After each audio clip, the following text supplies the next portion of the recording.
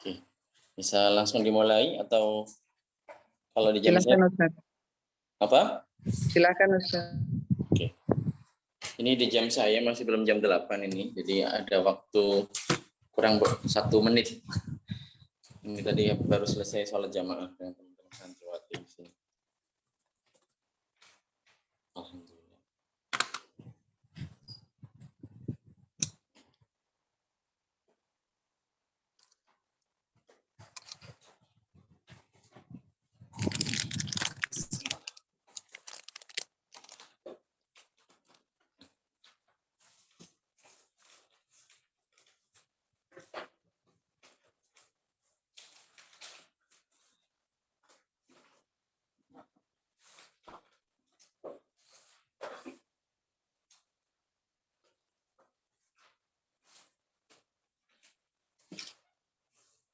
Oke.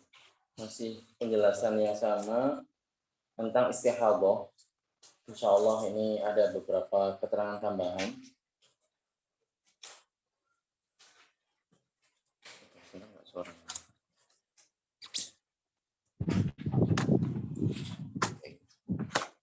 Ada beberapa keterangan tambahan, jadi nanti ya beberapa hal sudah pernah saya sampaikan sebelumnya, tapi ini ada keterangan tambahan insya Allah lebih jelas daripada sebelumnya.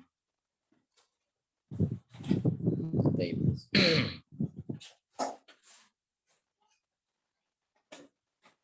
Baik, bismillah, saya mulai. Bismillah, tepat pukul 8 lebih 1 menit. Kita mulai. Bismillah, alhamdulillah, wassalatu wassalamu ala rasulillah. Allahumma la sahla illa ma ja'altahu sahla, wa anta ya hayyu ya qayyum taj'alul hazna idza syi'ta sahla. Allahumma rzuqna al-ikhlas fil qawli wal amali wan niyyah. Udzakirukum wa udzakiru nafsi bi ikhlasin niyyati lillahi tabaraka wa ta'ala. Fa inna nabiyya Muhammadan sallallahu alaihi wasallam qala innamal a'malu binniyat wa innama likulli imri'in ma nawa.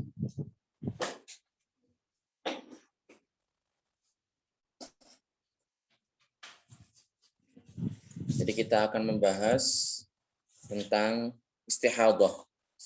Beberapa hal sudah saya sebutkan, namun di kali ini kita akan mendetailkan beberapa hal terkait yang berkaitan dengan istihadah.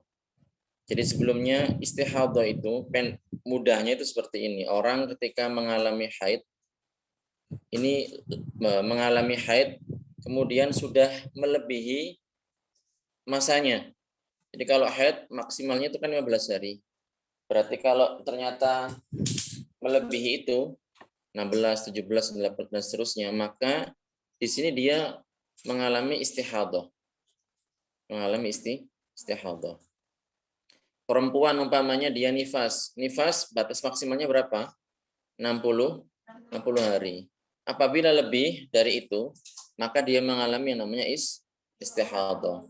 Cuman apakah semuanya istihadah? Enggak. Ada masa dari yang sudah lewat itu adalah haid, ada masa yang istihadah, ada masa dari yang lewat itu nifas, selebihnya adalah istihadah. Lah, untuk menentukan mana yang haid, mana yang istihadah, mana yang nifas, mana yang istihadah, itu yang kita pelajari sekarang. Dan kemarin sudah kita sebutkan bahwasanya perempuan yang haid kemudian mustahadah ini ada 7 macam. Di perempuan yang haid ya, yang mengalami istihadah ini ada 7 macam. Yang pertama adalah kita harus tahu dulu bahwasanya ada beberapa istilah di sini. Ada istilah mubtadaah. Ada istilah mubtadaah. Mubtadaah ini adalah perempuan yang kali pertama mengalami haid. Kemudian ada mu'tadah. Mu'tadah ini adalah perempuan yang sudah mengalami haid sebelumnya. Jadi pernah haid walaupun cuma sekali. Ini kali kedua atau kali kesekian. Pokoknya bukan kali yang pertama. Maka perempuan itu dinamakan dengan mu'tadah. Jadi ada 2 macam. Mubtadaah, ada mu'tadah. Perempuan yang baru pertama kali haid dan perempuan yang sudah pernah haid sebelumnya. Sebentar, ini ada yang minta link.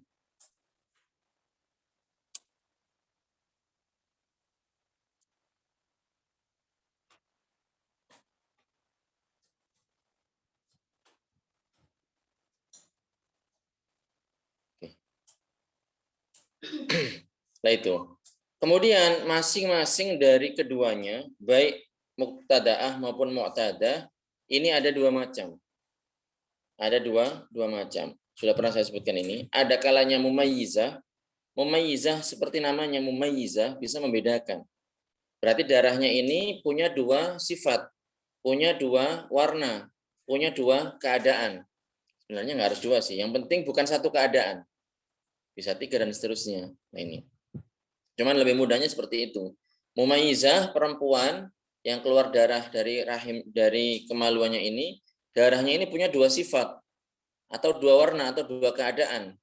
Kuat dan lemah, darah kuat dan darah lemah. Namanya mumayyizah. Kemudian ada yang ghair mumayyizah. Ghair mumayyizah ini berarti darahnya keluar dengan satu keadaan, satu warna atau satu sifat. Dinamakan dengan ghair mumayyizah. Cuman untuk mumayyizah ini dikatakan dia mumayyizah apabila terpenuhi syarat tamyiz. Syarat tamyiz. Apa itu? Yang pertama adalah darah kuatnya ini tidak kurang dari sehari semalam. Darah kuatnya, darah yang kuat, kan tadi kan disebutkan ada dua sifat kan, dua warna, dua keadaan, yaitu darah kuat dan darah lemah. Syaratnya biar dikatakan perempuan ini mumayyizah, dihukumi sebagai perempuan mumayyizah, syarat yang pertama adalah darah kuatnya ini tidak kurang dari batas minimal haid, yaitu sehari semalam. Berarti tidak kurang dari sehari semalam. Dan juga tidak lebih dari batas maksimalnya, tidak melewati 15 hari. Itu syarat yang kedua. Syarat yang ketiga adalah darah yang lemah ini tidak kurang dari batas minimal suci berturut-turut. Berapa itu? 15 hari. Lah ini tiga perkara yang merupakan syarat tamyiz. Kalau seorang perempuan mendapati darahnya dengan dua sifat, dua keadaan, dua warna seperti yang telah kita sebutkan, kemudian tiga syarat ini terpenuhi, maka perempuan itu dinamakan dengan perempuan mumayyizah. Perempuan mumayyizah. Dan ini nanti punya hukum. Nah, baik mubtada'ah maupun mumayyiz maupun mu'tadah ini masing-masing ada dua macam. Berarti kalau disimpulkan sudah dapat berapa macam kita? 4. Berarti mubtada'ah mumayyizah, mubtada'ah ghair mumayyizah. Kemudian mu'tadah mumayyizah, mu'tadah ghair mumayyizah. Ada 4 berarti. Nah, ghair mumayyizah tadi sudah kita sebutkan darahnya ada satu warna, satu keadaan, satu sifat, atau tidak terpenuhi syarat tamyiz yang 3 tadi. Maka perempuan ini dinamakan dengan ghair mumayyizah, bukan perempuan mumayyizah. Dan ini juga ada dua macam, mubtada'ah ghair mumayyizah, mu'tadah ghair mumayyizah. Berarti kita sudah punya 4 macam perempuan yang istihadah. Sekarang akan kita tentukan hukumnya. Bagaimana hukumnya? Sekarang yang pertama disebut di sini adalah perempuan yang mubtada'ah mumayyizah. Di perempuan yang mubtada'ah berarti baru pertama kali haid, kemudian mumayyizah berarti darahnya ada dua macam dan syarat tamyiznya terpenuhi. Maka di sini perempuan yang mubtada'ah mumayyizah ini apa yang dia katakan? Jadi contoh kasusnya seperti ini. Perempuan umpamanya ya haid tanggal 1. Dikeluar haid tanggal 1. Kemudian ya mubtada'ah ya baru pertama kali haid ini. Haid tanggal 1. Kemudian hari kedua, ketiga, keempat, kelima, keenam, ketujuh dan seterusnya. Bisa katakan sampai hari ketujuh. Ini darahnya kuat ini, hitam, warnanya hitam misalnya. 8, 9, 10, 11, 12, 13, 14, 15, 16, 17 dan seterusnya. Ya, sampai darah lemah ini lebih dari 15 hari, ini darahnya merah. Hitam dengan merah kuat mana? Hitam. Berarti hitam ini darahku kuat. Yang merah darah lemah. Maka di sini karena perempuan ini darahnya ada dua sifat, dua warna, lemah dan kuat, dan syarat tamyiznya terpenuhi, 5 hari itu kan lebih dari sehari kan? Kurang dari 15 hari kan? Nah, terpenuhi. Kemudian darah lemahnya tadi sudah lebih dari 15 hari. Berarti itu 15 tambah 7 tadi. Saya sebutkan contoh 7 kan tadi. Sudah berapa itu? 22 hari. Biasanya lebih kalau istihadah sampai sebulanan lebih bahkan. Maka ya sampai 2 bulan bahkan mungkin. Sampai bahkan terus nggak berhenti-berhenti. Subhanallah. Karena penyakit memang. Jadi di sini perempuan ini mengatakan darah lemah saya itu darah kuat saya adalah itu masa haid saya, sedangkan selebihnya adalah istihadah alias suci. Suci tapi darahnya keluar, teman-teman. Lah ini kapan taunya? Taunya ya nggak langsung pas darah lemah itu enggak. Jadi kalau contoh tadi ya, perempuan keluar darah kuat 7 hari. Hari ke-8 dia keluar darah lemah.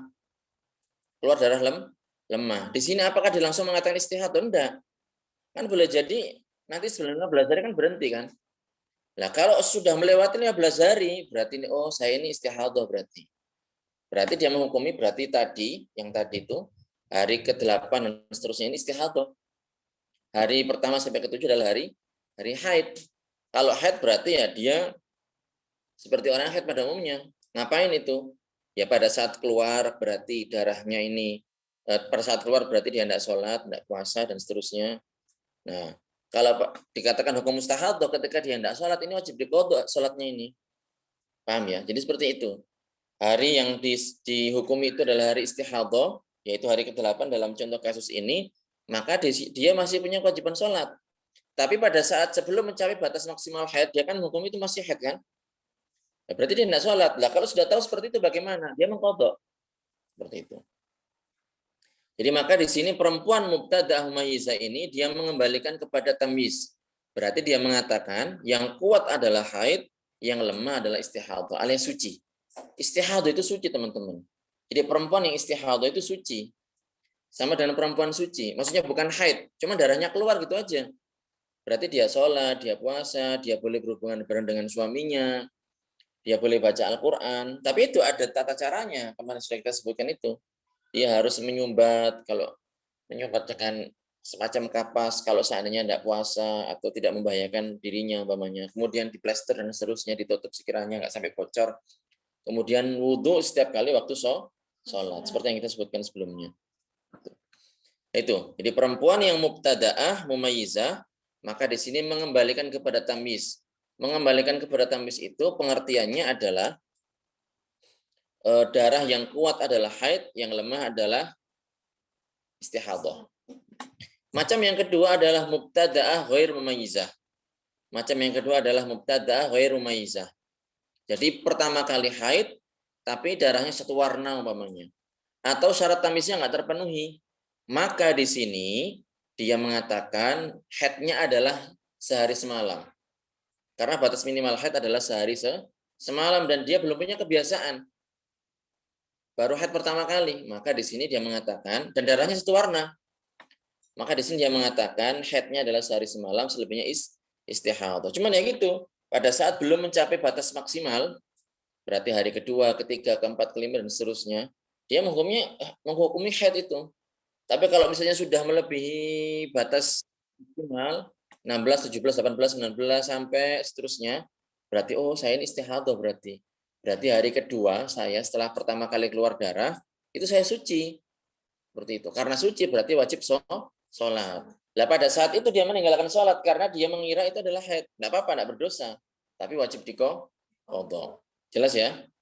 Oke. Yang keempat sekarang, atau yang ketiga, mu'tadah mumayyizah. Sudah pernah haid sebelumnya, dan dia ini bisa membedakan darahnya ada dua sifat, dua warna, dua keadaan. Dan syarat tamyiznya terpenuhi. Ini juga sama, kembali kepada tamyiz. Berarti dia mengatakan yang kuat adalah darah haid, yang lemah adalah darah istihadah. Seperti itu. Jadi sama dengan yang pertama. Kemudian yang keempat adalah mu'tadah ghair mumayyizah. Mu'tadah ghair mumayyizah. Maka di sini dia mengembalikan kepada kebiasaannya. Misal Anda seorang perempuan, kebiasaan haid dia adalah 7 hari. 7 hari. Darahnya yang keluar satu warna merah semua. Jadi hari ke-8 dia masih menghukumi haid. Karena boleh jadi kebiasaannya itu berubah. Kadang kebiasaan perempuan berubah, tidak harus 7. Biasanya 7 tapi kadang nambah 1 atau bagaimana. Apalagi perempuan yang mengkonsumsi obat-obatan atau mungkin pola hidupnya kurang sehat atau semacamnya gitu. Atau ya karena ada perubahan dalam dirinya. Ya, itu kan sebab saja kan. Nah, jadi di sini misalnya hari kebiasaan dia haidnya adalah 7 hari. Pada hari ke-8 masih keluar darah, maka di sini dia masih menghukumi haid. 9, 10, 11, 12, 13, 14, 15, 16. Oh, sudah melewati batas maksimal haid. Berarti di sini dia mengatakan istihadhah. Nah, cuman di sini darahnya 1. Bagaimana? Maka dia mengatakan karena kebiasaannya adalah 7 dan dia tidak mumayyizah, darahnya cuma 1 warna atau syarat tamyiznya tidak terpenuhi, maka di sini dia mengatakan haid saya adalah 7 hari, selebihnya adalah istihadhah. Seperti itu. Nah, berarti kalau disimpulkan ada tiga di sini. Ada tiga hukum atau 3 hal. Jadi 1 kondisi mengembalikan kepada tamyiz, mengatakan bahwa yang kuat adalah haid, yang lemah adalah istihadhah, dan ini adalah perempuan yang mumayyizah. Baik baru pertama kali haid atau sudah pernah haid sebelumnya. Jadi baik dia mubtada'ah atau mu'tadah, ini mengembalikan kepada tamyiz. Dia mengatakan yang kuat adalah haid, yang lemah adalah istihadhah. Kondisi yang kedua adalah mengembalikan kepada kebiasaannya. Siapakah itu? Tentunya perempuan yang sudah punya kebiasaan, berarti dia mu'tadah. Mu'tadah yang syarat tamyiznya tidak terpenuhi, berarti mu'tadah ghair mumayyizah. Tinggal 1. Siapa itu? Perempuan yang baru pertama kali haid dan tidak mumayyizah. Berarti di sini mengatakan haidnya adalah sehari semalam, selebihnya adalah istihadhah.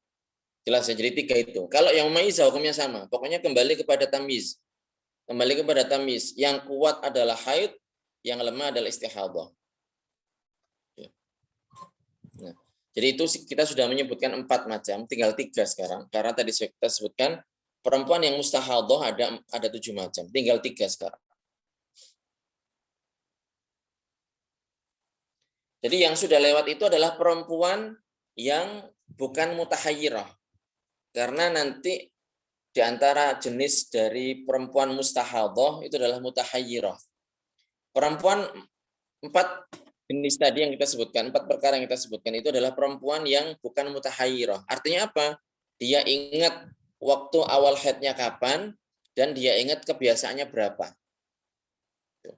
Nah, ada perempuan yang disebut dengan mutahayyirah. Para ulama menamai perempuan ini dengan perempuan mutahayyirah. Mutahayyirah. Jadi perempuan yang sedang bingung. Perempuan yang sedang bingung. Nah, perempuan ini adalah perempuan yang tidak ingat apa-apa sama sekali, nggak ingat haidnya berapa lama, kemudian mulainya kapan, atau salah satunya. Jadi ada 3 macam ini. 1, perempuan yang tidak ingat kadar haidnya berapa dan mulainya kapan, tidak ingat sama sekali, sudah nggak niteni kalau orang Jawa itu, nggak menandai kapan dia mulai haid, kemudian kadarnya berapa, dia nggak tahu sama sekali pokoknya. Abai misalnya. Itu macam. Kemudian macam yang kedua adalah dia ingat kebiasaannya berapa. Misal ingat kebiasaannya 5, tapi mulainya kapan dia nggak ingat. Atau sebaliknya, dia ingat mulainya kapan, tapi dia tidak ingat berapa hari biasanya haidnya itu. Nah, ini ada 3 macam. Jadi perempuan yang mutahayyirah mutlaqon, jadi nggak ingat apa-apa.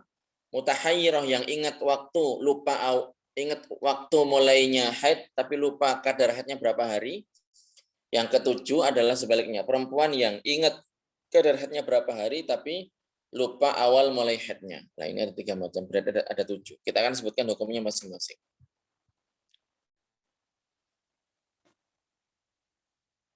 Nah, ini.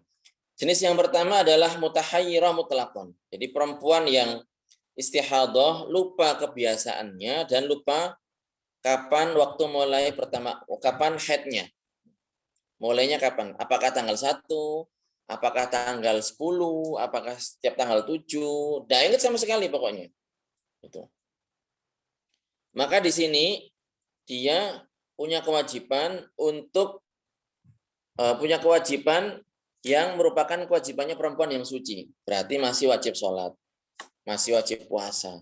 Perempuan yang mutahayyirah seperti itu karena dia nggak ingat waktu. Tapi ya perkara-perkara yang diharamkan atas perempuan yang haid itu juga diharamkan atas perempuan ini. Jadi dia tidak boleh berhubungan badan dengan suaminya. Kemudian juga tidak membaca Al-Qur'an, tidak masuk masjid, mondar-mandir di masjid, seperti itu. Tapi dalam ibadah yang butuh kepada niat seperti sholat, seperti puasa, seperti tawaf, ini kalau memang wajib berarti harus dikerjakan. Kalau seandainya ingin tawaf berarti boleh. Itu perempuan yang mutahayyirah. Nah,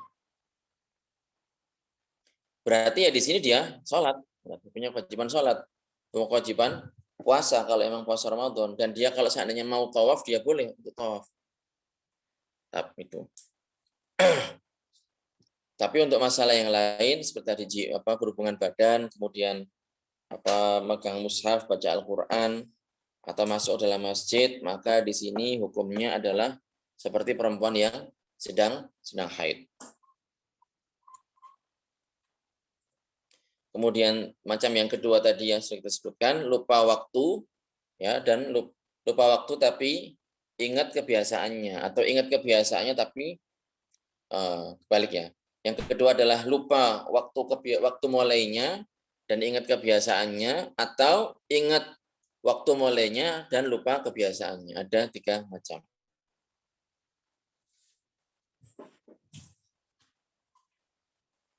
Ya, dalam kondisi seperti ini ya, yang yakin itu berarti punya hukum tersendiri, yang ada kemungkinan berarti punya hukum tersendiri. Jadi misal gini, yang yakin itu adalah haid, ya berarti dia mengerjakan atau menjauhi perkara yang dijauhi oleh perempuan yang haid. Ya. Jadi kalau dia yakin itu adalah haid, maka di sini mengerjakan perkara yang menjauhi perkara yang dijauhi oleh perempuan yang sedang haid. Seperti itu. Kalau dia yakin itu suci, maka di sini dia mengerjakan kewajiban yang dikerjakan oleh orang yang suci. Karena gini teman-teman, perempuan yang istihadah ini keluar darah terus. Ya, dia nggak punya data itu. Yang mutahayyirah mutlaqan nggak punya data kapan mulainya, kadarnya berapa, nggak punya data. Maka di sini dia yang hukumnya kayak tadi itu. Jadi dia mengerjakan hal yang dikerjakan oleh perempuan yang suci, kemudian menjauhi perkara yang dijauhi oleh perempuan yang sedang haid. Jadi hukumnya ini kompilasi hukumnya. Kurang lebih seperti itu. Misal kita bikin contoh perempuan yang lupa waktu mulai haidnya, tapi dia ingat kadarnya. Saya kasih data dulu ya. Jadi misal ada perempuan mutahayyirah, ya, dia lupa kapan mulai haidnya. Tapi dia ingat bahwasanya haidnya itu adalah 5 hari. Saya ulang ya, perempuan di sini lupa kapan mulai haidnya, tapi dia ingat bahwasanya haidnya adalah 5 hari. Tapi dia ingat, pokoknya saya tanggal 10 itu haid. Tanggal 10 haid, tapi dia nggak tahu. Mulainya kapan dia nggak tahu. Tapi dia ingat, saya ingat tanggal 10 itu saya haid, dan biasanya haid saya itu adalah 5 hari. Tapi mulainya kapan saya nggak tahu. Lah berarti ini kan dihukumi. Berarti tanggal 10 ini yakin apa nggak yakin di sini kalau itu haid? Yakin kan?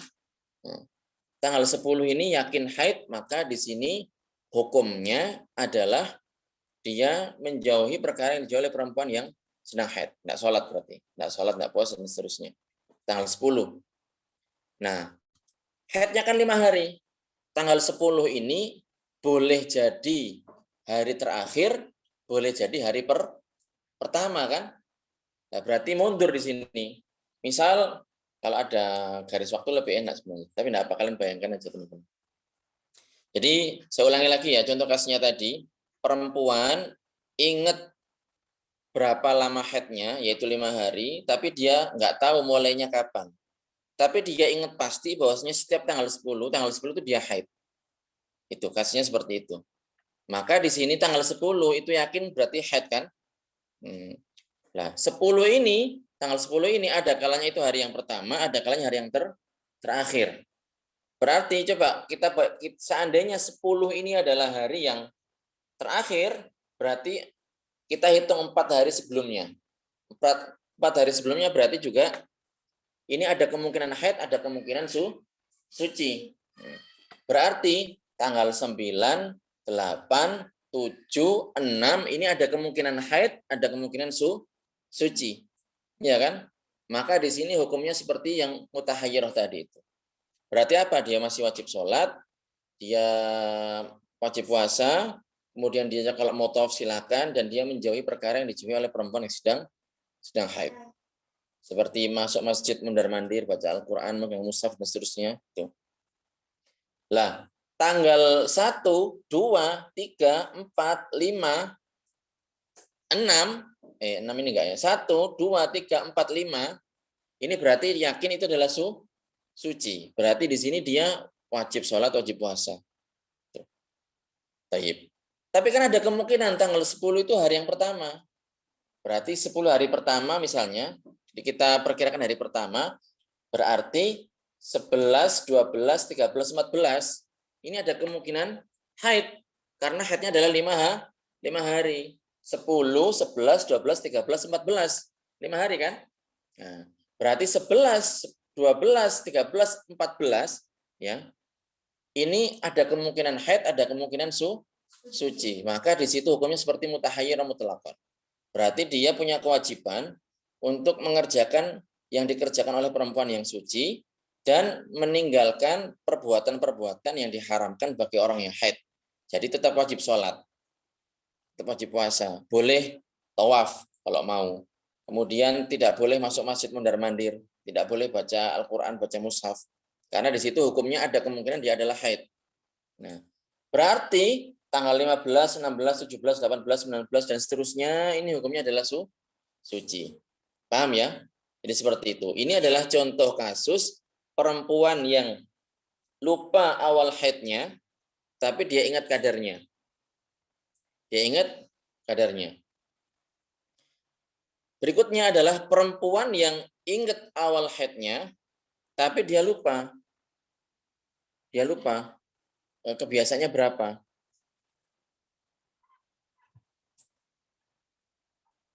Bagaimana contohnya? Misal gini, perempuan ingat bahwasanya tanggal 1 itu dia haid.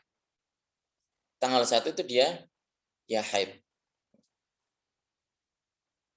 Tapi dia lupa kebiasaannya berapa.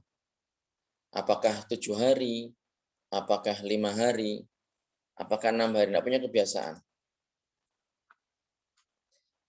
Atau tunggu dulu, ini saya pending dulu biar nanya ini. Takutnya ada yang kurang paham. Oke, saya baca ya. Istri saya kan baru pasang KB, setelah itu haidnya tidak teratur. Harusnya setiap bulan sekali, seminggu, sekarang malah jadi sebulan 2 kali. Gimana Ustaz hukumnya? Maaf kalau mungkin tadi sudah dibahas karena saya, oh iya tidak apa-apa Pak atau Mas. Jadi gini, boleh jadi perempuan itu dalam sebulan itu mengalami haid 2 kali. Bagaimana itu ya? Misalnya haidnya adalah haid batas minimal. Haid minimalnya haid berapa lama? 1 hari kan. Kemudian dia sucinya ini batas minimal juga. Berapa lama batas minimal suci? 15 hari lah. Berarti dia bisa dalam 1 bulan itu haid 2 kali. Jadi tidak ada masalah, Pak Nurus Sobah atau Mas Nurus Sobah seperti itu. Baik. Monggo yang lain. Memang masalah tentang istihadhah, haid ini memang perlu diulang-ulang gitu. Apalagi kami kaum laki-laki yang tidak mengalami langsung gitu. Perlu diulang-ulang contohnya dan seterusnya, perlu diulang-ulang. Ngitung puasanya orang mutahayyirah bagaimana Ustadz? Sama kayak tadi tuh. Jadi mutahayyirah di sini katakan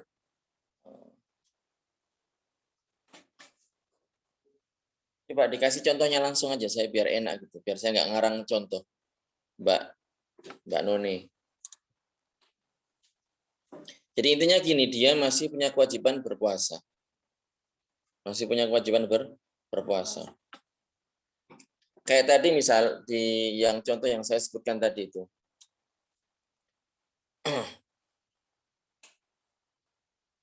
Oh, bayar puasanya. Oke. Jadi gini, di contoh tadi yang saya sebutkan. Tadi kan contoh perempuan yang dia lupa awal mulainya haid, tapi dia ingat kadarnya kan 5 hari kan. Nah, 5 hari. Dan dia ingat kalau tanggal 10 itu adalah dia haid di situ. Maka di sini katakan tanggal 1 itu adalah bulan Ramadan. Tanggal 1 bulan Ramadan. Berarti dia wajib puasa. Tapi biasanya kan tahunnya kan belakangan kan? Iya. Berarti yang yakin ya wajib diqodho. Kemudian yang ada kemungkinan wajib diqodho. Nah, kalau puasa, untuk puasa mutahayyirah ini tetap wajib dihitung ini. Cuman gini, yang perlu diperhatikan di sini adalah jatuh puasa apa enggak kan gitu. Jatuh puasa apa tidak. Kalau misalnya di contoh tadi, contoh yang saya sebutkan tadi, Mbak None ini. Jadi untuk puasa wajib, pertama kita harus paham bahwasanya untuk puasa wajib itu tidak bisa ditinggalkan. Puasa beda dengan sholat. Puasa beda dengan sholat. Kalau puasa ini wajib dikerjakan, entah itu qadha ataupun ada mita. Nah, jadi tabihna ya syawab kul wahidah min kunna turakkis ala dars wa illa ana sa'as'alu wa as'aluha. Baik. Hadza yushawish yani. Hadza yushawish. Saya ngotot di sini kemudian ada yang enggak fokus atau ngantuk atau yushawish al mudarris. Ya, jadi orang ngitungnya perempuan yang mutahayyirah, pertama gini, puasa wajib, puasa bulan Ramadan, ini dalam kondisi apapun wajib dikerjakan. Baik itu ada maupun qadha. Ada berarti yang melaksanakan ibadah pada waktunya. Qadha berarti melaksanakan ibadah setelah waktunya. Nah, untuk puasa seperti itu. Terkait perempuan yang mutahayyirah ataupun mustahadhah ataupun yang haid. Enggak ada bedanya. Nah, beda halnya dengan sholat. Kalau sholat, ya biar ini kita jelas. Kalau sholat, maka perempuan yang haid ini ada keringanan. Jadi kalau seandainya sholat itu jatuh di mana perempuan sedang haid, ya, dan tidak bisa dikumpulkan dengan sholat sebelumnya atau sudahnya, maka di sini tidak wajib diqadha. Misal orang haid mulainya jam 7 misalnya. Sampai maghrib kemudian berhenti. Berarti di sini zuhur sama asar tidak wajib diqadha. Tidak wajib diqadha. Keringanan seperti itu. Kalau sholat seperti itu. Tapi kalau puasa, ya ini harus dikerjakan. Baik qadha maupun ada. Kalau ada berarti pada waktunya. Qadha berarti setelah waktunya. Seperti itu. Itu bedanya. Lah, sekarang itunya bagaimana? Sudah saya jelaskan beberapa kali. Bahwasanya perempuan yang mustahadhah ini tahunya bukan pada saat kondisi, teman-teman. Tahunya adalah setelah melewati batas maksimal tadi di awal kajian saya sebutkan. Kalau seandainya orang haid, biasanya 7 hari, hari ke-8 masih keluar, ke-9 masih keluar, hari ke-10 masih keluar. Di sini dia menghukumi haid. Kalau seandainya itu bulan Ramadan, berarti ya dia nggak puasa. Tidak puasa. Tapi kok seandainya hari ke-15, hari ke-16 sudah melampaui batas maksimal haid, oh berarti saya istihadhah. Istihadhah. Lah kalau seandainya keluar terus berarti 16, 17, 18, 19, 20. Walaupun darahnya keluar, dia wajib berpuasa. Cuman yang tadi itu karena dia menghukumi masih haid, dikira masih haid, berarti dia tidak berpuasa. Tapi nanti harus diqadha. Dan dia ketika meninggalkan puasa karena praduga seperti itu, perkiraan seperti itu, dia tidak berdosa. Karena hukumnya secara zahir. Itu. Lah mutahayyirah juga sama. Jadi tetap puasanya kalau Ramadannya 30 hari ya puasa 30 hari. Kalau 29 hari ya 29 hari, tergantung bulan Ramadannya. Jadi seperti itu. Cuman di sini ketahuannya kapan? Kalau memang sudah tahu kalau istihadhah, berarti harus segera puasa. Kalau sebelumnya, sebelum batas haidnya, sebelum batas maksimalnya, maka di sini dia menghukumi secara zahir. Berarti dia tidak berpuasa.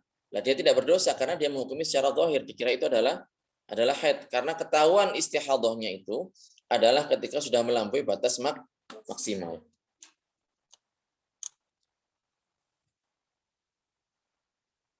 Itu Mbak Noni. Bulan September haid tanggal 22 sampai dari 29. Ingat-ingat ya teman-teman, bantu nanti. Pada tanggal 11 bulan Oktober keluar darah selama 4 hari. Apakah darah yang 4 hari di bulan Oktober ini darah haid? 29 September. Pada bulan tanggal 11, ini jedanya kurang dari 15 hari kan? Iya kan? 29, 30, tanggal 11 cuma 10 hari. Berarti ini masih kelanjutannya ini. Kelanjutannya.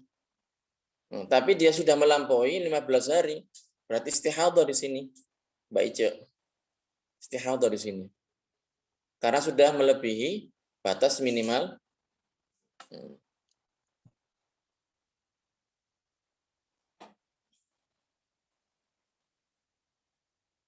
Coba ini nanti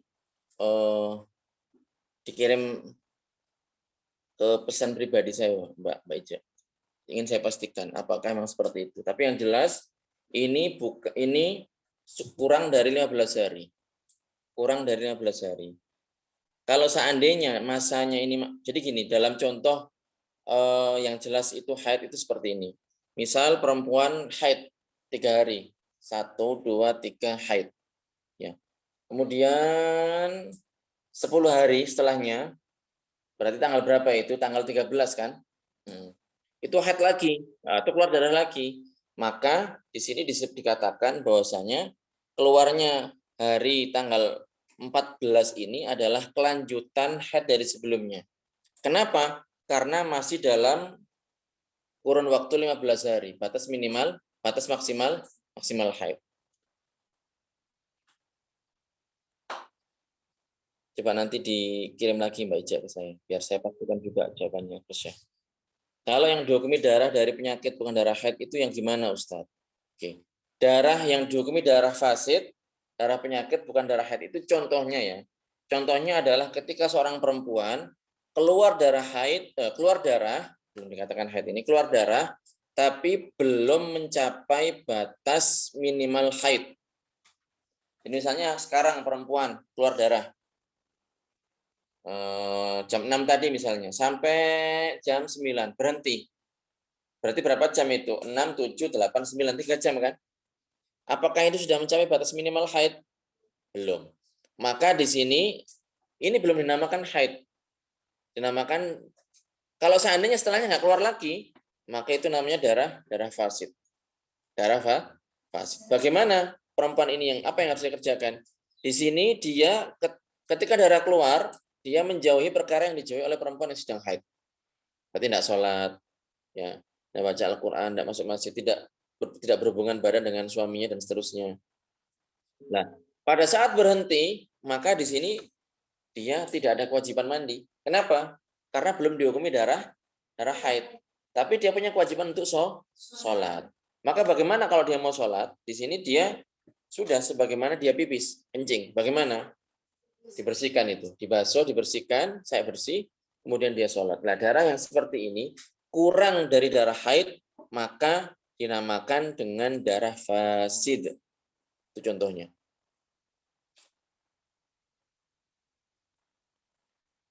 Berarti mutahayyirah yang yakin tanggal 10 haid terakhir dan kebiasaan haid 5 hari, hari yang tidak yakin itu berarti wajib sholat, ya, seperti itu. Nggak usah saya baca ya, nanti silakan dibaca sendiri. Jadi dalam contoh tadi, yang misalnya yakin tanggal 10 itu adalah haid, dan dia ingat haidnya ini adalah 5 hari, maka yang muhtamil, hari-hari yang ada kemungkinan itu haid ataupun suci, di sini wajib diqadha. Hukumnya kayak mutahayyirah mutlaqan. Hukumnya kayak mutahayyirah mutlaqan. Jadi wajib diqadha. Ustadz, kalau haid sehari keluar sehari enggak, bagaimana hukum sholatnya Ustadz? Syukron. Hukum sholatnya ya sah, kenapa enggak sah? Jadi gini, kalau haid misalnya sekarang atau tadi misalnya sudah dihukumi haid, sudah mencapai batas minimal haid. Sudah mencapai batas minimal haid. Berarti pada saat darah masih keluar dia enggak sholat. Meninggalkan perkara yang ditinggalkan oleh perempuan yang haid. Pada umumnya seperti apa? Kemudian ketika darah terhenti, berarti kalau tadi pas haid kan nggak boleh sholat. Kalau darah terhenti, ya berarti kalau sudah masuk waktu sholat, berarti dia wajib sholat. Cuman di sini harus mandi dulu. Mandi wajib. Mandi dari haid tadi. Dan dia, walaupun dia tahu nanti mau keluar lagi nih, berikutnya keluar lagi. Kan boleh jadi nggak seperti itu. Maka dia menghukumi secara zahir. Jadi ketika darah terhenti, kalian misalnya yang perempuan yang haid itu, ketika darah terhenti, maka kalian di situ mandi, sholat, puasa, dan seterusnya. Kalau seandainya keluar lagi dan masih dalam kurun waktu haid yaitu 15 hari, berarti kalian mengatakan, oh ini adalah lanjutan dari haid sebelumnya. Seperti itu. Kalau berhenti lagi juga sama seperti itu. Berarti hukum sholatnya sah. Kalau seandainya berhenti. Kalau dia cuma ingat keluar darah 25 hari, hitung-hitungnya gimana Ustadz? Mana haid, mana istihadah? Lah tergantung, ini kan belum jelas ini darah kuat apa darahnya ada berapa sifat? Darah lemah apa darahnya ini ada 2 sifat, 2 warna, 2 keadaan apa 1 keadaan? Kalau seandainya 2 keadaan, apakah syarat tamisnya terpenuhi apa enggak? Kan seperti itu. Nah, baru di situ kemudian dia ini mau baru pertama kali haid atau sudah pernah haid sebelumnya. Lah itu tadi yang sudah kita jelaskan itu. Apa ini? Menyesuaikan Mas Lano atau Mbak Lano. Dilihat perempuan ini tipe yang mana? Tipe baru pertama kali haid, tipe sudah pernah haid, kemudian ini tipe yang bisa membedakan darahnya ada 2 sifat atau 1 atau bagaimana? Tergantung.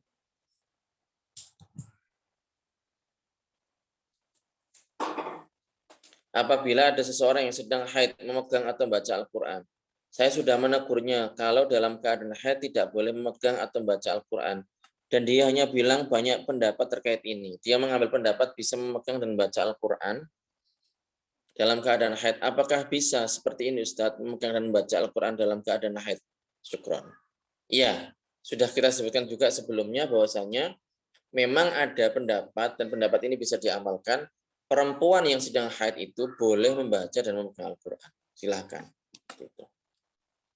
Tapi itu bukan pendapatnya Imam Syafi'i. Kalau pendapatnya Imam Syafi'i enggak boleh. Ya. Jadi maksud saya jangan dicampur adukkan.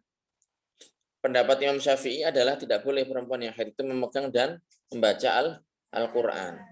Nah, yang disebutkan bahwasanya membaca dengan niat zikir itu maksudnya adalah ketika ada doa, ada tahsin atau semacamnya gitu, yang itu redaksinya terdapat dalam Al-Quran, kalau itu dibaca oleh perempuan yang sedang haid dan niatnya zikir, itulah yang diperbolehkan. Jadi misalnya orang naik kendaraan, Subhanalladzi sakhkhara lana hadza wa ma kunna lahu muqrinin. Baca kayak gitu, boleh.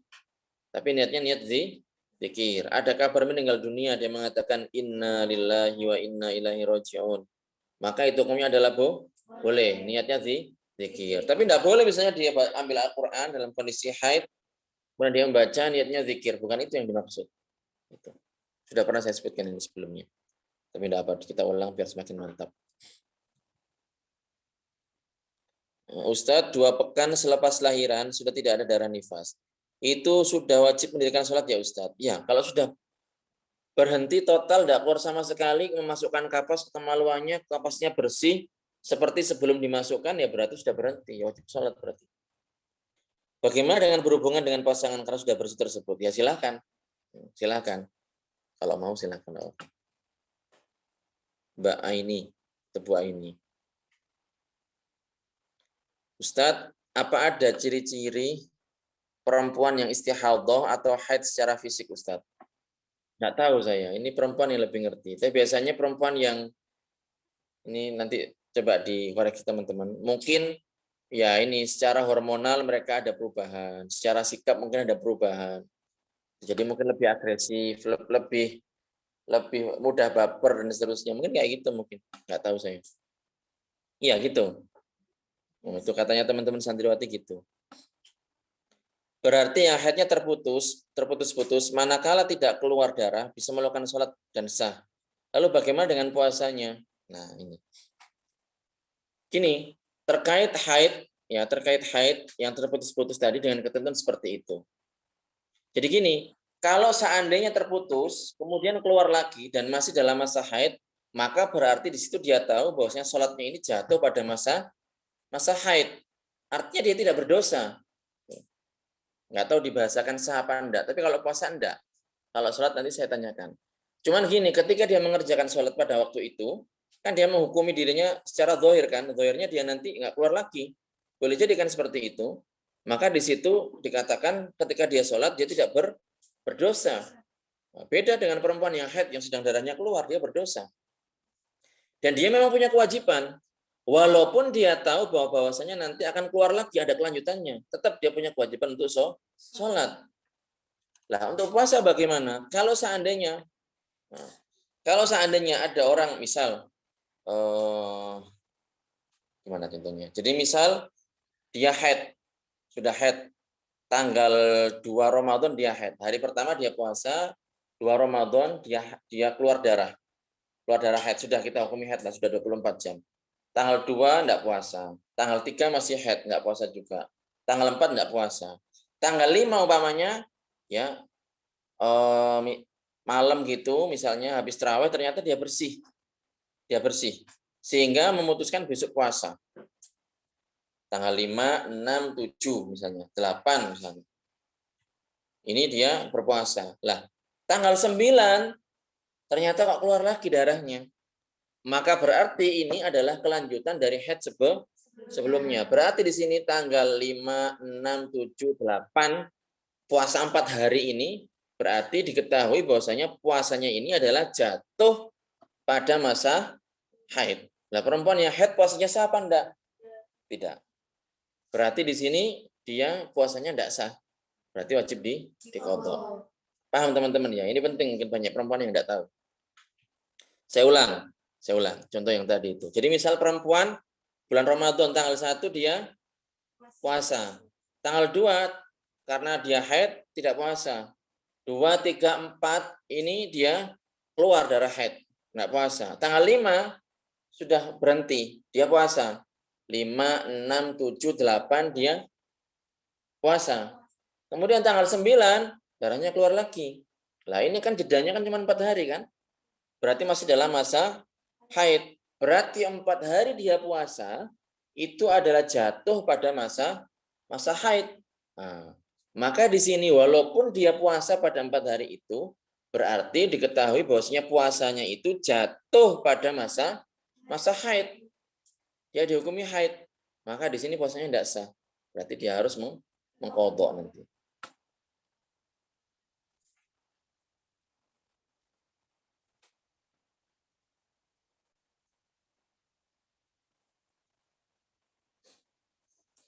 Lalu kalau istihadahnya terus-menerus sampai bertahun-tahun, berarti dia tidak bisa ditidur oleh suaminya, Ustaz.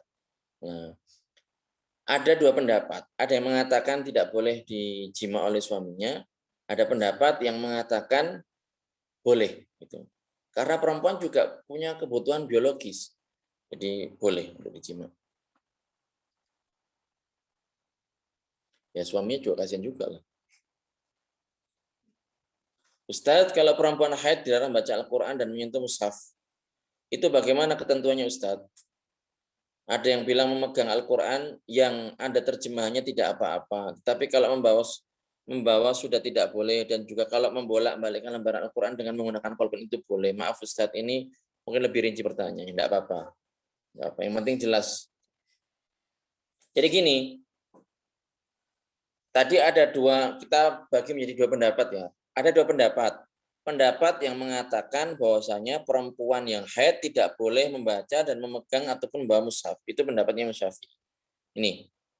Itu yang sering diajarkan di Indonesia. Pendapat yang kedua adalah pendapat yang mengatakan bahwasanya perempuan yang haid itu boleh membaca, memegang, membawa. Nah, itu yang mungkin kita terapkan di sini, teman-teman santriwati tahfidz ada pendapat yang seperti itu. Itu yang kita terapkan di sini. Lah, versi pendapat yang pertama yang tidak boleh hilang. Versi pendapat yang mengatakan tidak boleh, ya berarti tidak boleh megang. Ketika dalam kondisi haid tidak boleh memegang, tidak boleh bawa, dan juga tidak boleh melakukan tindakan-tindakan yang dianggap membawa. Tidak boleh juga itu. Jadi walaupun dengan pulpen yang sekiranya itu seperti membawa, Misal kayak gini kan bawah ini kan. Kan satu lembar dengan kertas ini kan. Nah ini hati-hati juga. Makanya sudah nggak usah kayak gitulah. Kalau emang repot-repot daripada seperti itu ya sudah ikut pendapat yang perbolehkan daripada repot-repot minta pakai pulpen dan seterusnya. Kok ribet. Jadi ikut pendapat yang seperti itu. Membolak-balikkan dengan pulpen lain ini kan membawa masukkan kayu, masukkan batang pulpen, kemudian diangkatkan satu lembar itu dengan pulpen. Ya, sama aja. Daripada ribet seperti itu sudah ikut pendapat yang perbolehkan. Kalau emang darurat ataupun memang kalau pengen ikut pendapat itu karena memang boleh diamalkan. Mas Fahri atau Pak Fahri. Tinggal satu contoh ini tadi. Masih ada lagi?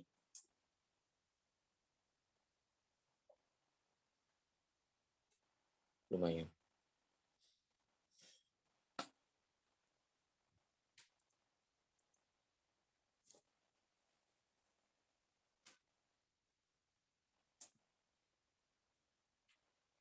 Pendapat kedua, pendapat siapa? Nah, sebentar.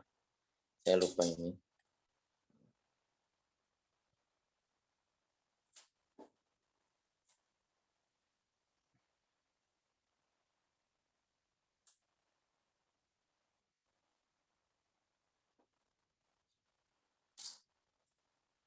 Bentar.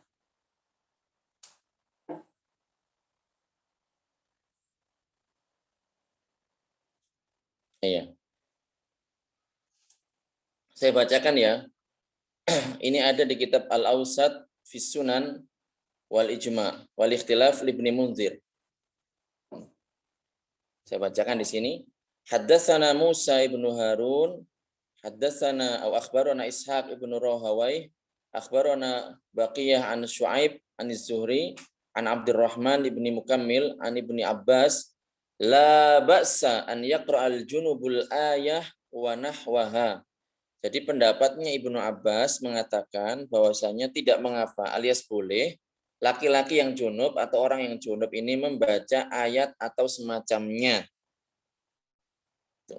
Wa amal muhdatsu hadatsan asghar madhhabu ibn Abbas wa Sya'bi wa Dhahhak ila annahu yajuzu lahu masul mushaf. Adapun ya ini terjemahannya ini ada di Tuhfatul Ahwazi. Jadi nama kitabnya seperti itu. Halaman 387. Orang yang berhadas kecil, mazhabnya Ibnu Abbas dan Sya'bi dan Dhahhak itu adalah boleh bagi orang yang berhadas kecil ini menyentuh mushaf. Kemudian Ani bin Abbas radhiyallahu anhuma la yamassuhu illal mutahharun alkitabul munazzal fis sama la yamassuhu illal malaikah. Jadi adapun ayat yang dijadikan pendapat oleh sebagian ulama bahwasanya orang yang menyentuh Al-Qur'an itu harus suci, tidak haid, tidak nifas, tidak berhadas. Mereka mengambil ayat la yamassu ilal mutahharun itu menurut pendapat yang perbolehkan. Ayat ini maknanya adalah bahwa kitab Al-Qur'an yang diturunkan dari langit itu yang menyentuh adalah para malaikat. Mutahharun ail malaika. Itu pengertiannya. Nah, kemudian warakhasa ba'du man kana fi asrina lil junubi wal haid fi masil mushaf. Al-Awsat Ibnu Munzir. Jadi sebagian ulama di masa beliau, masa Ibnu Munzir ini mengatakan bahwasanya boleh bagi orang yang sedang junub atau perempuan yang haid untuk menyentuh mushaf. Waqtalafa fi qiraatil haid an Syafi'i. Fahaka Abu Thawr anhu annahu qala la ba'sa an taqra. Nah ini tadi yang saya sebutkan. Jadi ada perbedaan pendapat dalam perempuan yang haid ini membaca Al-Qur'an. Diriwayatkan dari Asy-Syafi'i ya. Beliau menceritakan Abu Thawr menceritakan dari Syafi'i bahwasanya la ba'sa an taqra. Jadi boleh membaca Al-Qur'an.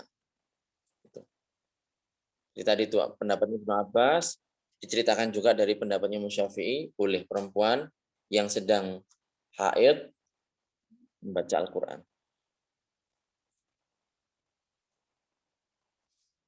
Ustadz, jadi begini ya, haid itu maksimal 15 hari, dari ke-16 keluar darah.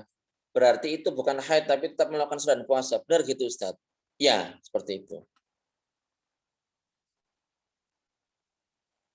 bukan darah haid. Benar. Baik, ada lagi? Masih kurang satu ini, tapi karena penjelasannya panjang, kita lanjutkan pada kajian berikutnya. Insya Allah mungkin perlu alat peraga biar enak gitu, biar nggak membayangkan hitung-hitungannya seperti apa dan gambarnya seperti apa.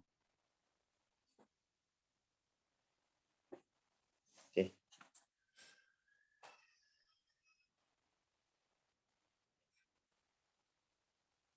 Sudah? Yang di majelis mungkin ada yang mau nanya, teman-teman. Mbak Leda, jelas?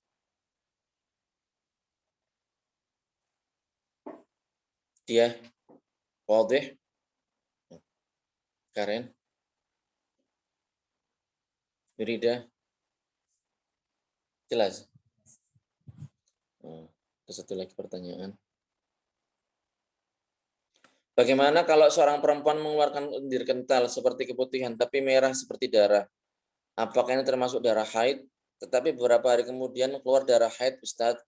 Bisa dibilang darah yang keluar itu tanda-tanda haid. Pertanyaannya Ustadz, apakah diperbolehkan untuk sholat? Nah ini saya tidak tahu ini. Lendir, jadi nanti saya tanyakan lah. Saya gali informasi terlebih dahulu, kemudian saya tanyakan.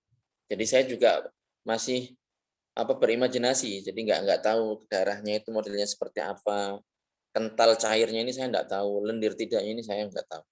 Tapi secara hukum, nah itu seperti yang telah saya sebutkan. Kitab format PDF, PDF enggak ada. Kalau Word, kalau mau saya kasih tapi bahasa Arab. Nanti japri saja ke saya. Ini saya baca ini. Di saya materi yang saya sampaikan ini bahasa Arab sebenarnya, cuman saya alih bahasakan langsung kayak gini. Jadi kelamaan kalau dibaca misalnya baca Arab, baca Indonesia kelamaan. Silakan nanti kirim ke saya atau saya kirim ke Wahajah nanti biar beliau yang ngirim ke antum juga enggak apa-apa. Iya.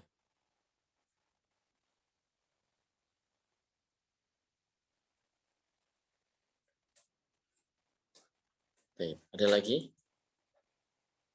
Ustadz, darah haid itu apa boleh ditunjukkan atau foto ke suami untuk bertanya hukum? Iya, jadi visualisasi itu jarang sekali dilakukan oleh para ulama dan saya tidak tahu apakah boleh atau enggaknya, tidak tahu saya.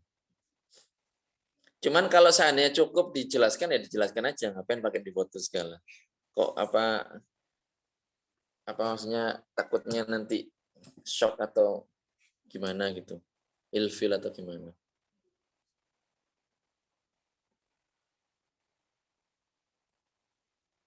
Nggak tahu gimana itu hukumnya.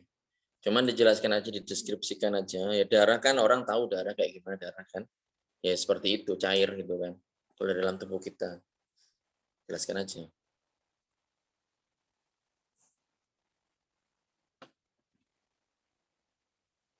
Oke. Kalau enggak ada, saya cukupkan. Tadi ada satu, Mbak Ijek tadi. Tolong dikirim lagi, Mbak. Itu mau saya tanyakan. Tahdid mau saya tanyakan. Ingin saya pastikan lagi. Karena sepertinya ada sesuatu di situ.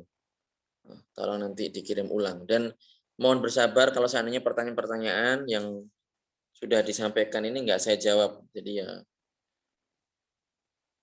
diingatkan aja terus itu. Enggak akan, insya Allah kalau saya ingat akan saya tanyakan. Oke. Ya, ahsanallahu. Baik. Saya rasa cukup. Jadi kita cukupkan sekian. Masih ada pembahasan mengenai mutahayyirah nasiat